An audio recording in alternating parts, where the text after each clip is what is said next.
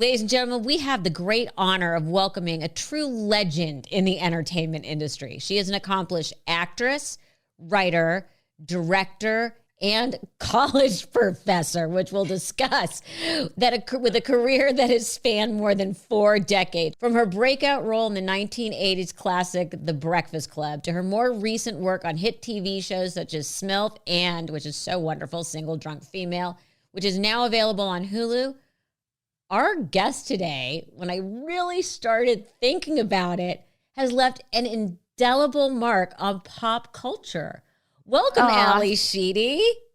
Thank you. I'm very happy to be here. What can I say after that intro, though? I feel like, oh God, sounds smart. Isn't it crazy? And I know this for myself, when you've been doing this for a while and you start to look back and all the other things outside of entertainment or different sort of subsets, and you put them all on a list, you're like, oh my God, I've done a lot of shit. Yes. Yeah, I do. I mean, it doesn't feel to me, when I think of the number, like over 40 years, you just said, that's a long time. It doesn't feel like that. Most of the time, it doesn't come up.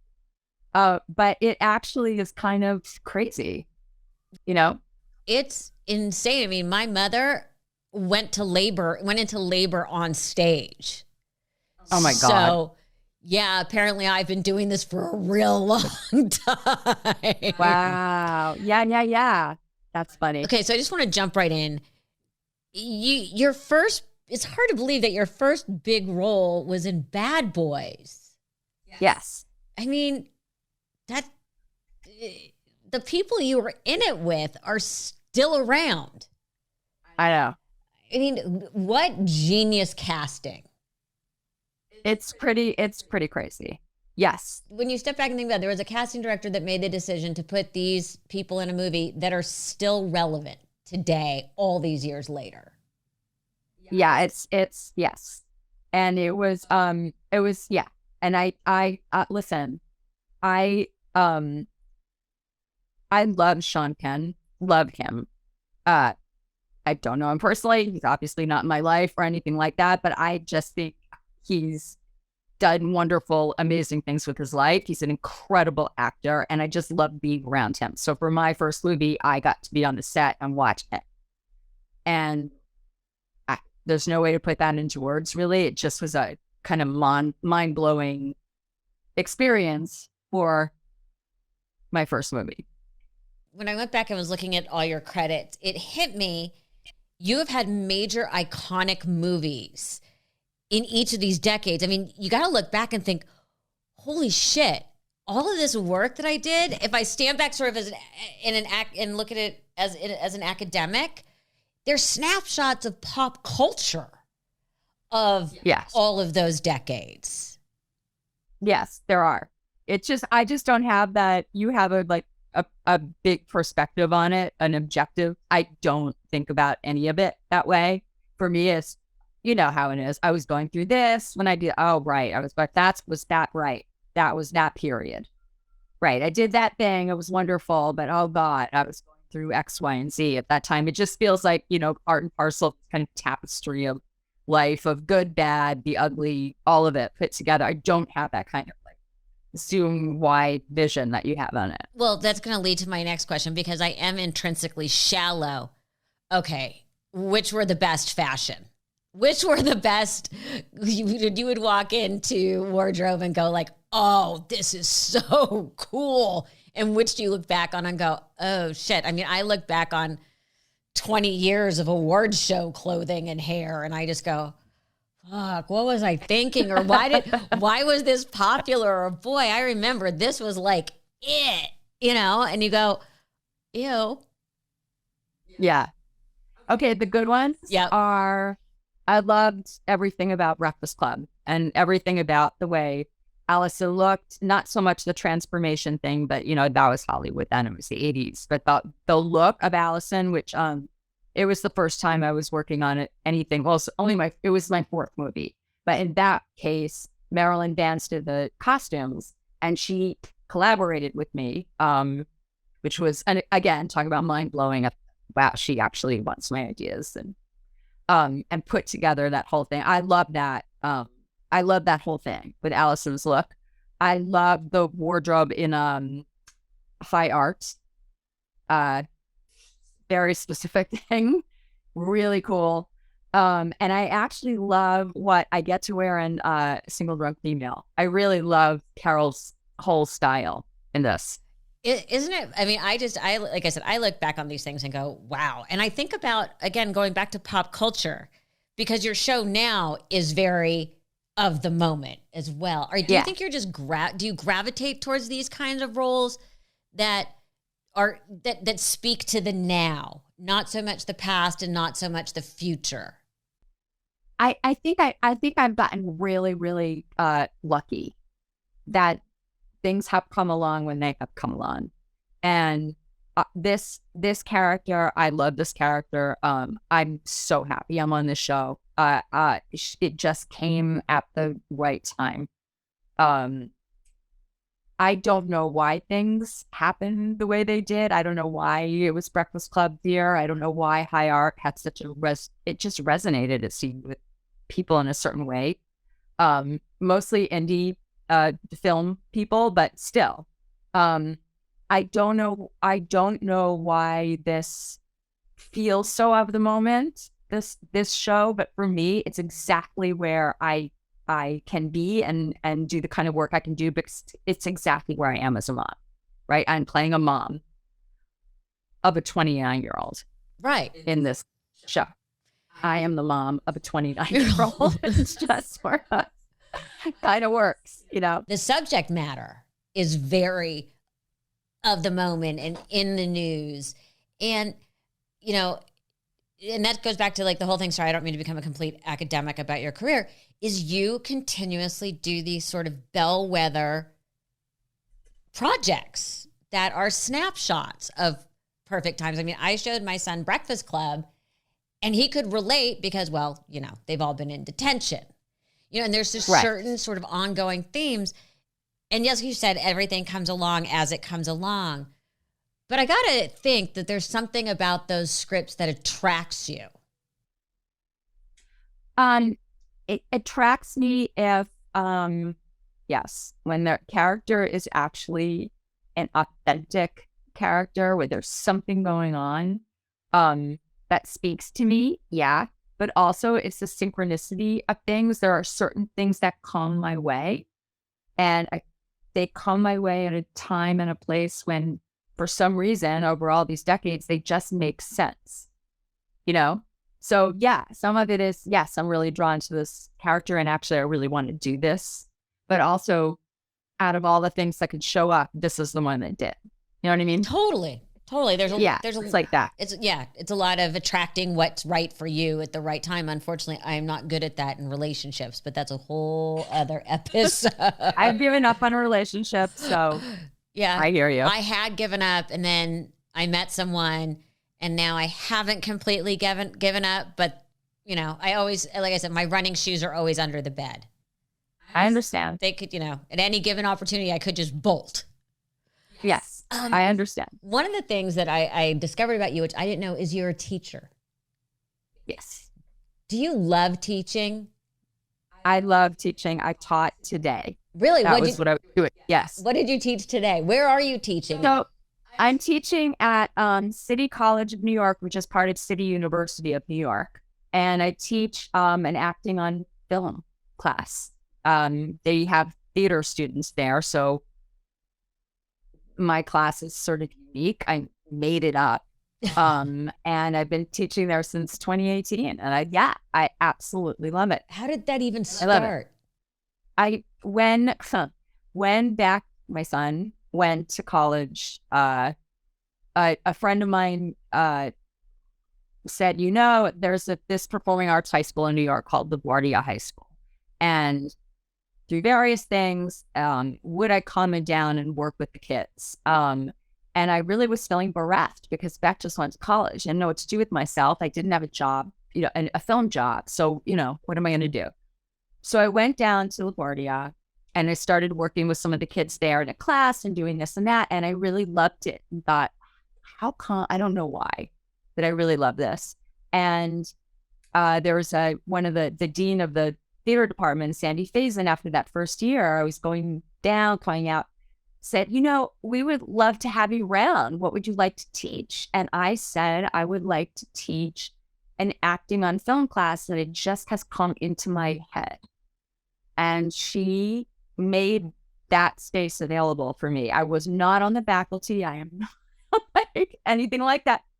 I was just volunteering, but it gave me, for 6 years, I kept going to LaGuardia High School and doing this acting on film class. And basically it was like going to graduate school to get a master's in teaching. I mean, really. And after that period of time, somebody from City College heard I was doing this such and such and said, hey, why don't you come and talk to us about doing a class here?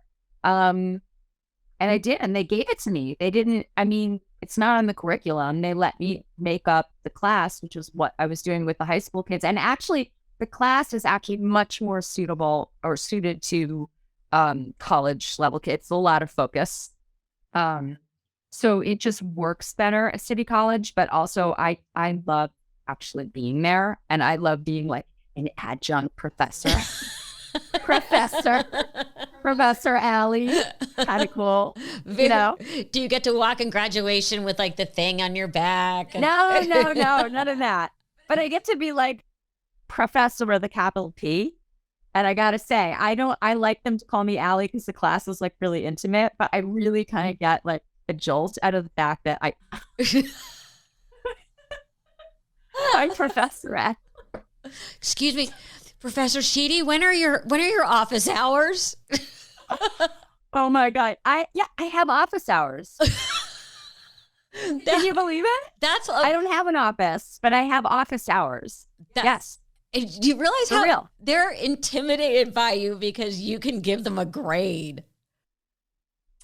You know what? One of my kids today asked me, wait, how do you grade this class? We're getting very close to the end of the semester. And she just said, wait, we're getting near the end of this. How do you grade this class? And I just said, listen, if you show up and you did the work and you do your scene and you participate in class and you take the class seriously, why would I give you anything but an A?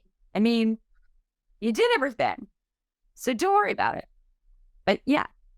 So have you had to like sit someone down and say like, you're not showing up. I suggest you drop this class. You're not going to make it in this class. No. You haven't had, because I would think there's got to be a couple people in there thinking, oh, this is a gut. No, I feel like, listen, there's so much in this class to get out of this class. It's really great. If you don't avail yourself of what's here, that's on you. You're not, if I can see like there's a particular kid who's on their phone all the time, I'm not going to say anything. It's just, you're missing out, and I just know, I feel like it's on them, and it has happened a few times. Somebody just didn't get done what they needed to get done. And I have had a discussion about it because that person, a couple of them feel like they should have gotten an A, but they didn't do that. I was really clear. This is a syllabus. Right. So say, here's your syllabus. I wrote it. I spent a lot of time on it, and it tells you exactly what you need to do. So, it shouldn't be confusing. But generally speaking, they all do everything. But I love the fact that you're like, I wrote the syllabus. Like I did. I made up the class. It is there. Like this is what you need to do. It's not a lot of requirements, but this is what it is. You got to find a scene. Show up on your own. Show up and be prepared. Yep. And work on your scene, and then be supportive and show up every day, even if you're not on camera, to give support to other people. And there's things that you need to do in the class, but it's basically about being a cohesive class, showing up for each other. It's not about, oh, did you do a good scene? I mean, that's not what it is. It's all that other stuff. And generally, like, this class has been phenomenal. But no, there's been like a few here and there where I feel like, okay, I mean, I could not have been clearer. Spent so much time on all of this. Oh, it's so you look. Did you read it? No. Okay. What is the difference between acting for film and, let's say, acting for stage? Because you've done it all.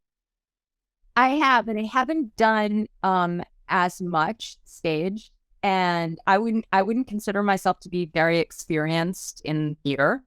I noticed with the kids, I mean, they give it to me, right? So I'm looking at them work, and they're bringing up what it is that they feel is different. Doing the class is a close-up class, so we're doing close-ups. So what's the difference between a scene on stage and a scene that's very intimate, that's close-up? And I usually wait for them to give me, I can get some information from them when they start talking about their experience of watching themselves on film. I can figure out how to talk to that particular student. I just haven't had that much stage experience. And the truth is, I really don't like being on stage at all. I don't like it.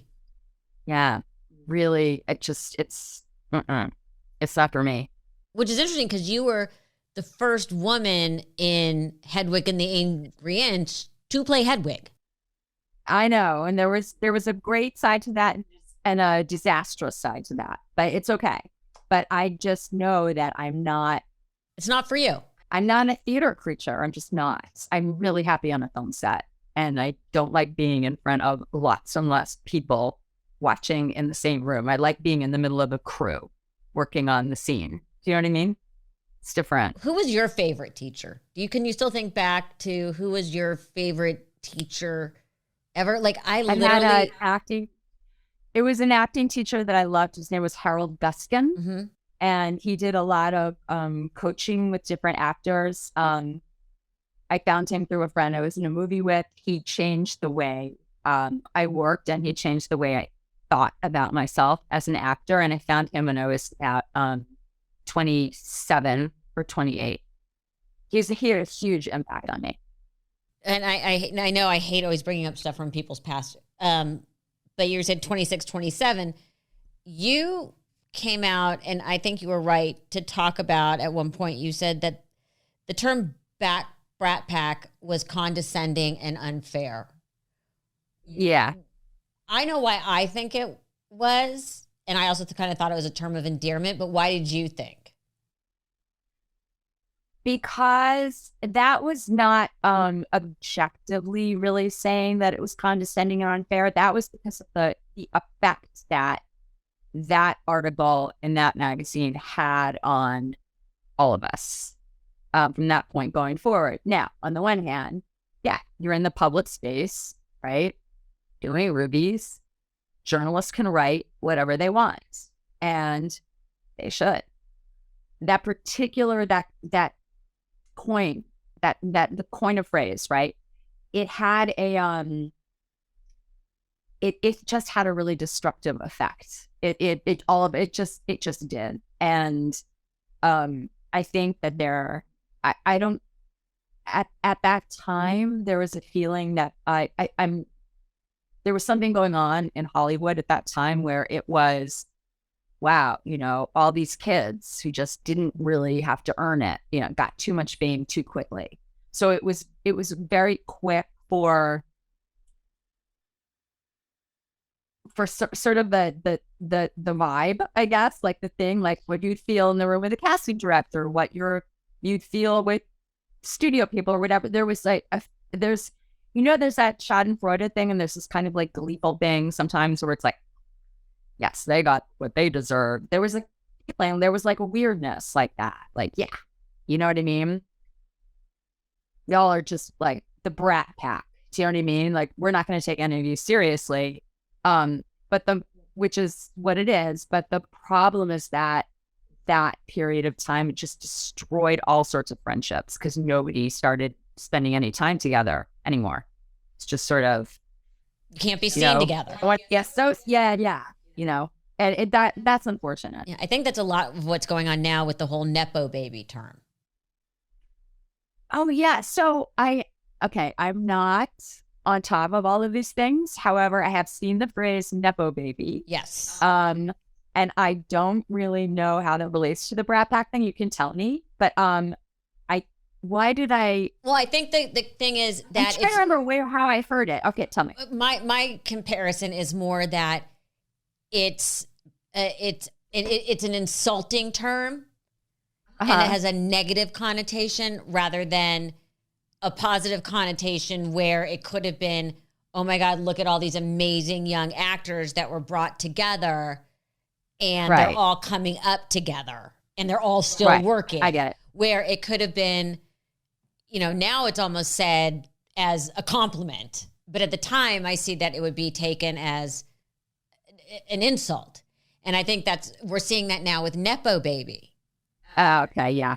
That they're taking away people's achievements and things that they've done on their own by saying, oh, you only got this because of your relative. Right. And no, because a door could have been opened, but that can happen in anywhere. Well, I always say it might get you the interview, it might get you the job, but it ain't going to help you keep it. No, it's not. Of course not. And this is a funny tangent, but I am not on social media. But when I'm looking at my Google News or whenever I'm reading on here, I always get really excited when any actor that I either know or don't know, there's like, oh, here's a picture of so-and-so with their kid. I just love to see the kids. Oh, yeah. You know what I mean? Oh, my God, look at that. That's Andrew McCarthy's son. Are you kidding? Yeah. Like, it's just kind of like such a weird mom, old photo sort of thing, but it gives you like a little joy. So Nepo baby to me is like another universe. Yeah. By the way, how about that Rob Lowe made a bunch of mini-me's? So I saw a picture of him with his son because why? They're doing a TV show together. He plays him in a show. Okay. I think that's adorable. And it's also not surprising because Rob and his brother Chad look exactly alike. Yes, they do. So I guess there's some kind of thing with the genes that I'm like, they're like little mini-me's all lined up. Oh, cute. So cute. That's cute. Let's talk about a single drunk female. Yes. It talks obviously about addiction and family dynamics. Is there something about that whole situation that you didn't know till you started the show? Not really. I didn't know what Carol's particular journey was going to be. Didn't know how it's especially for the second season. I didn't know how this dynamic with my daughter was going to play out. With the program thing and this thing, and once the main thing was once the question of alcohol, is she going to drink? Isn't she going to drink? Right? Season 1. I didn't know if she would do it or not. Blah blah blah, but she did. Now we're in season 2. Season 2, the fact that she was a complete F up with alcohol and caused me so much pain for such a long time. Is not actually what's happening. What's happening is she's got a job and she's got a this and she's got a that. But I am not over this stuff that happened. And I also don't know who this person is that she's becoming. And I think now that we're talking about it, I think she's sort of like moving forward with her life and growing. And I'm very much stuck in all this old shit. Damage, and some of it is actually valid from what happened between the two of us, and some of it is just really old. I'm still stuck in that place, and she's sort of moving on. And I guess one of the things that came up for me with Carol a lot was, oh no, you don't get to go on as if none of the rest of this happened. So there's some of that happening. It was really complicated this season. It was really fun. It was really painful. I just kind of loved the places that I got to go. Only actors say, I loved it. It was painful. I mean, actors are just entertainment people are just, we're all just very weird in our own I ways. know. Oh my God, it was wrenching. I loved it. But, it was fun because it was really wrenching. And at the same time, Carol's like an infuriating person who's hysterically funny because she's so impossible. And so it was both of those things at once. And that was really fun. When you first got the script, A, was it offered to you, or B, did you have to fight for it? No. So I had a meeting with the creators on the show. And it was basically to talk about, this part in the show. And I read the script and I really loved it, the pilot. So I met with them. And then it was a question of, do they think that I'm right for this character or not? Simone Finch is a creator on the show, and I'm playing her mother. So she wrote this about her own life and her mother, and I really knew that I loved this character. She spoke to me right away. But I was overjoyed, and they came back and said, yes, let's do this. So it was something where it happened. Do you know what I mean? It just happened. It showed up. One of those things that shows up and you just feel like, oh my God, I'm so grateful. Thank you. Yes. And again, it's that pop culture of the moment snapshot thing. Yeah. Which I think is amazing. Yeah. Look at this. I just took this whole new overview. It's amazing. You brought it full circle. Yeah, that's what I get paid to do. So Single Drunk Female Season 2 is available now on Hulu. You are an absolute joy to talk to. Yeah, it was really, really fun. That just flew by.